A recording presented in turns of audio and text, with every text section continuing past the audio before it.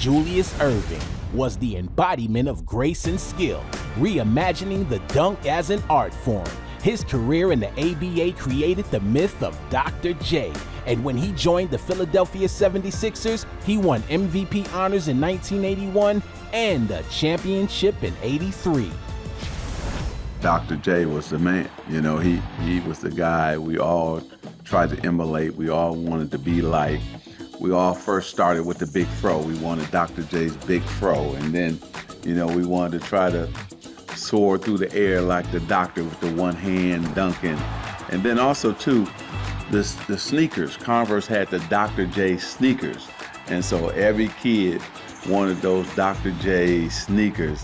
And so if you want to be cool, if you were going to be in at that time, you wanted to have the Dr. J sneakers and that fro, just like the doctor. Erving to Cheeks, back to Erving, sets himself from behind midcourt. It's on time, he made it! Julius Erving with a three-point shot from behind midcourt has won the game for the Philadelphia 76ers. Dr. J's probably in more highlights than any player in NBA history. It's a very short list. Let me say this. If they had Sports Center like they do today, Dr. J would be one of the top 10 plays like every night. I mean, that's how iconic. I mean, he made a play every game, and obviously it was a different time, but he would be on that Sports Center top 10 all the time nowadays. It's 89-84, Sixers, and they get inside. An unbelievable Julius Erving. Watch this fantastic move by the doctor. Now, everywhere we went, you know, everybody talk about Dr. J. Obviously, I knew what he could do because I played against him in practice, and you know, I wasn't starting, so you know, we played against the starting team, and so I saw what he was able to do, and he could do everything. You know, he had the mid-range jumper. You know, he can get by anybody. He dunk on anybody. You know, all different kind of ways. He's one of the guys that, you know, it was probably kind of scary how he dunked the ball. You know, his hands was big. He palmed the ball real easy. I mean, he was special, man. Still is special to me. But Doc was the doctor. I owe a lot of my early part of my career to the doctor. Yeah, Dr. J. You know, there were some guys in the league that when you played them the first time, it was special. And so we don't play Philly for a while my rookie year, and we play them there. We go in the locker room in Philly, in the old Spectrum, and the locker room's quiet. We had a bunch of kind of fun guys that yapped a little bit. It was a whole different vibe when you played the Sixers, because the year before, in 1980, the Sixers beat the Celtics in the conference finals, Eastern Conference Finals, led by Dr. J. So that morning at shoot-around, M.L. Carr says, okay, look, you're in the guard, Doc. He said, you just really got to make him go left. He said, don't let him go right. So the first time I get up on Dr. J, like I jump up on his right hand, and he kind of gets the ball, and he's got those big hands, and he kind of gives me a little jab step, and then he throws it around me. And he goes right, and I'm thinking, okay, don't let him go right. You gotta make him go left. So the next time he gets the ball, he's on the wing. I am so far on his right hand. I mean, I'm like almost out of bounds. I'm standing on his right hand so hard, trying to make him go left. Well, he goes left, but he does it with his right hand. He throws the ball out here. I'm so far, and he dunks it back this way, back over on me. And I went like, so I come over the bench, and I look at M.L. Carr and I go like, oh my God, I said, I'm trying to make him go left. He said, well, I didn't say it was easy. The guy's one of the best players who ever played. I just told you to make him go left. I just started laughing. I thought if you made him go left, he couldn't play. And so, yeah, I never said it'd be easy. And that was my first time of guarding Dr. J and playing against him. Very fortunate to have him, be able to coach him for 3 years. In the ABA, we won 2 championships. He was the most exciting player I've ever been around. Could finish the fast break better than anybody. Better shooter than people gave him credit for. The last championship in the ABA, Dr. J was playing. We didn't have a very good team to support and cast for Doc that year. We were better than 2 years before that. But he was playing against David Thompson, Bobby Jones, and Dan Itzel. That was the front line of Denver. He put on the best show of basketball I've ever seen a player do in a series against them, and we won it in 6 games, and he was phenomenal. Julius Erving comes back to New York, his hometown, Coached Julius 8 years. Never had an issue with Julius Erving, a player, with a coach. And we're talking about probably 800 games besides practices. And the only thing Julius was positive, or making a suggestion to help our team be better.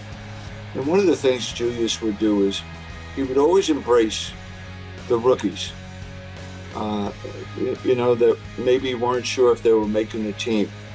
And they'd stay at his house before they'd find out. I can remember Mark Ivoroni staying with Julius, not sure if he's going to make the team or not, but that's the type of guy he was. And the other thing about him is he was so thoughtful and giving in regards to time. Like when the game was over, it didn't matter if you were the New York Times or you were a little high school newspaper. He would have the same amount of time with you, for you. And it got to the point, the team, we would end up sitting on the bus for an hour waiting for him. And we got to the point we said, you know what? We're gonna rent cars. We can't wait this long for the guy.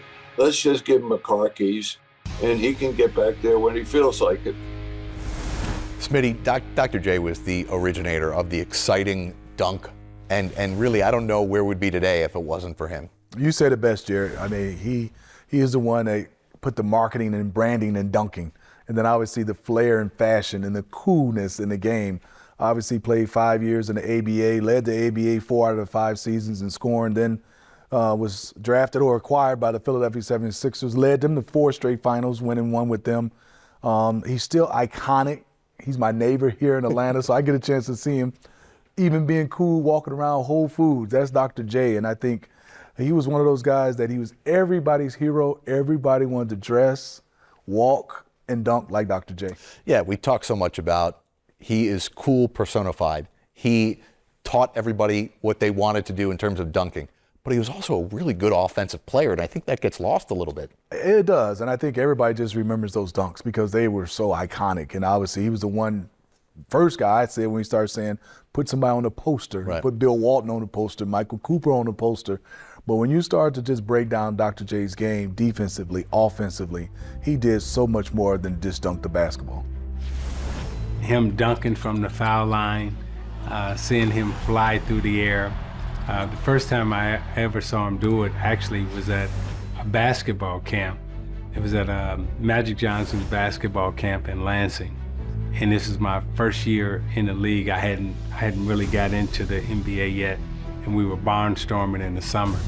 And Dr. J made an appearance at Magic's camp. And I never forget, all of us and the kids, we standing around the court on the baseline, and he's got us clapping. And, he starts from the other end of the court, and he just takes off running, but he's not bouncing the ball. He's just running with it. And I had never seen anybody just run with the basketball. And normally, as a basketball player, you bounce it, get your rhythm, bounce, bounce, bounce, jump. But he just starts running with it, and everybody's clapping. Boom, boom, boom. And all of a sudden, this dude jumped, and I said to myself, oh, he's not gonna make it. And he goes, who? I go, he's not gonna make it. And he goes, ooh. I don't think he's gonna make it. And then it's like he hit another gear in the air, and it's like, and he like exploded, and he got to the rim, knocked it down. The whole place, went up, all the kids just ran out, started hugging him because, you had never seen anything like that.